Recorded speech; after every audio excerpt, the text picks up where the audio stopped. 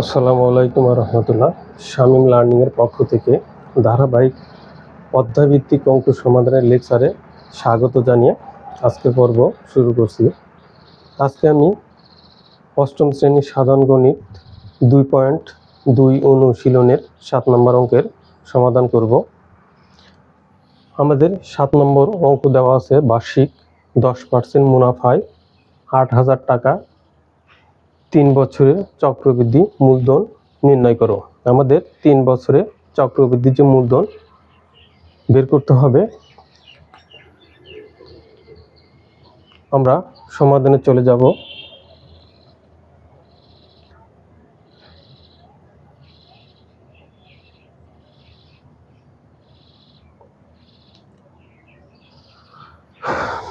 তাহলে আমরা চক্রবৃদ্ধি মূলধনের ক্ষেত্রে আমরা কি জানি? আমরা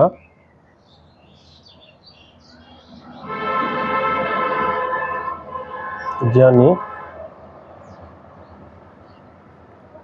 চক্রবৃদ্ধি মূলধনের ক্ষেত্রে C = P * 1 +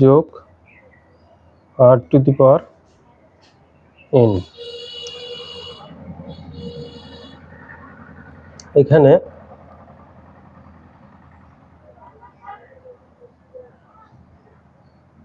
এখানে P = আসল কত টাকা? 8,000। n হচ্ছে সময় 3 বছর।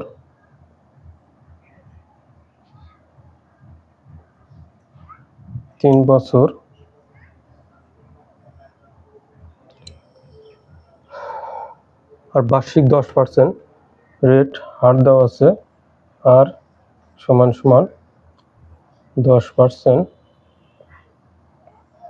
তাহলে 10 আমরা 100 লিখতে পারি।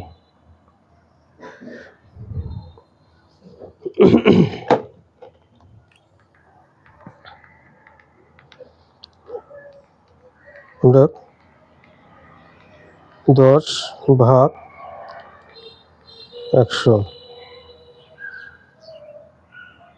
0.1। এখন আমরা C = চক্রবৃদ্ধি মূলধন, C = হর। তাহলে এখানে আমরা এখন মানগুলো বসাবো। 8,000 * 1 প্লাস আর এর মান কত?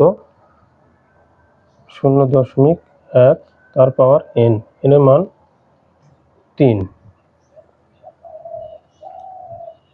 8,000 0.1 এর সাথে 1 যোগ করলে 1 পয়েন্ট,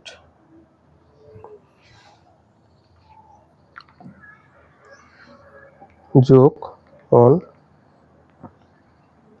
যোগ 1 পয়েন্ট, তারপর 3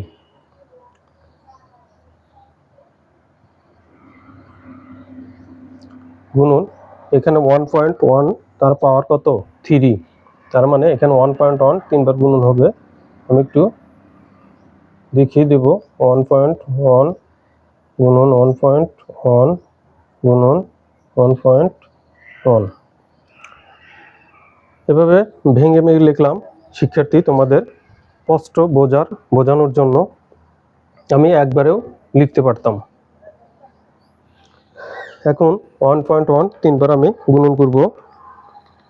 0.1 গুণন 1.1,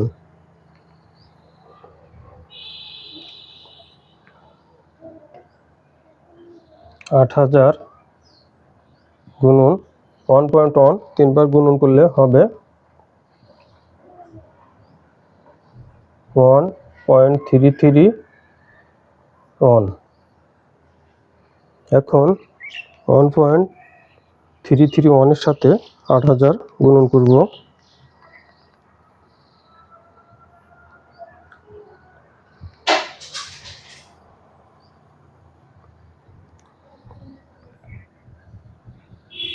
10,648 টাকা।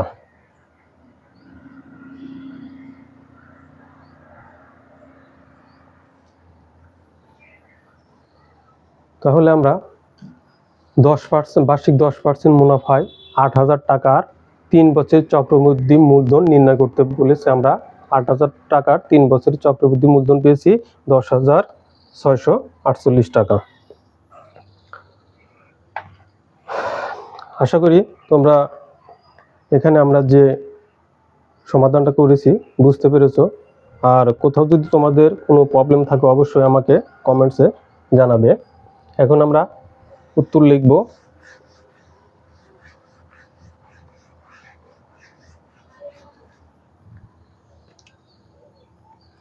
সুতরাং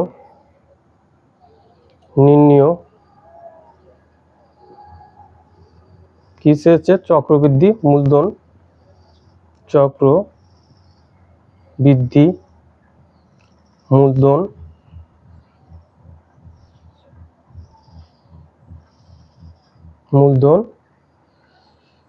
10,648 টাকা। এটাই উত্তর।